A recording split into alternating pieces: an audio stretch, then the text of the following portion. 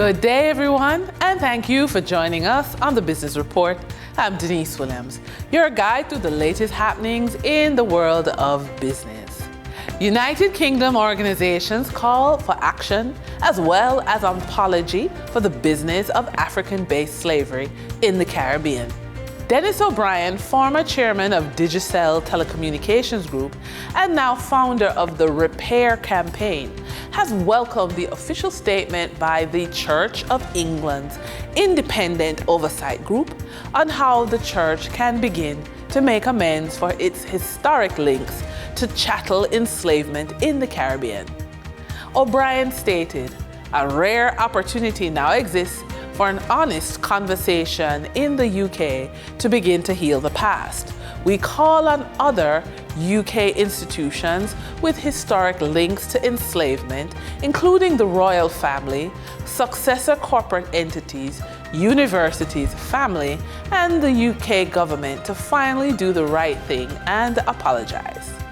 Enslavement was an unfathomable crime against humanity, and Caribbean countries still live with the legacy. Former colonial powers, including the UK, left these countries with deep economic and social challenges after gaining their independence. These challenges, as a direct result of colonialism, are still impacting each country today," said O'Brien. Cigarette distributor Carreras Limited, for the 9 months ended December 31, 2023, reported a 10% increase in operating revenue totaling $13.8 billion compared to the $12.53 billion in the corresponding period last year. Operating revenue for the third quarter had a 9% increase to close at $5.46 billion compared to $5 billion for the comparable quarter in 2022. Net profit for the 9 months amounted to $3.53 billion, a 29% increase from the $2.74 billion reported in 2022. For the third quarter, net profit was $1.38 billion compared to 2022, in which it was $1.13 billion. Investors can get ready for passive income from Jamaica's largest chicken and meats distributor. Jamaica Broilers Group Limited has declared an interim dividend of 38 cents per share, payable on April 16, 2024, to shareholders on record as at March 19, 2024. The ex-dividend date is March 18, 2024. During trading on March 5, 2024, the top advancing stocks covered the food, construction, and finance sectors on the Jamaica Stock Exchange.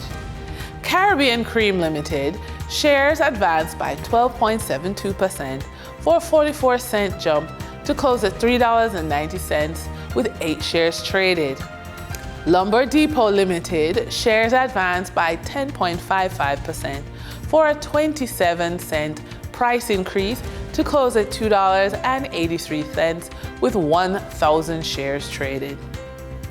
JMB Group 7.25% variable rate JMD cumulative rate preference shares advanced by 8.95% for a 29-cent upward shift to close at $3.53 with 541 shares traded.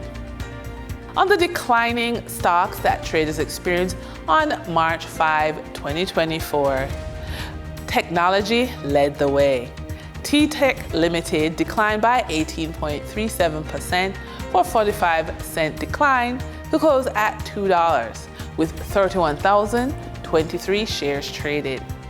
The Limners and Bards declined by 17.84% for a 33-cent drop to close at $1.52 with 12,749 shares traded. JetCon Corporation Limited declined by 12.37% for a 12-cent downward price drop to close at 85 cents with 1,555 shares traded.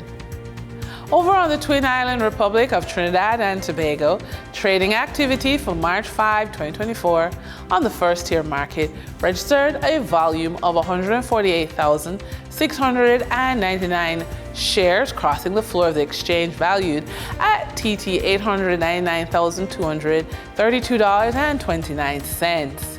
Massey Holdings Limited was the volume leader, with 57,340 shares changing hands for a value of TT $246,576, followed by JMB Group Limited with a volume of 50,061 shares being traded for TT $70,102.68. Calypso Macro Index Fund was the only active security on the Trinidad and Tobago mutual fund market, posting a volume of 248 shares valued at TT $5,704.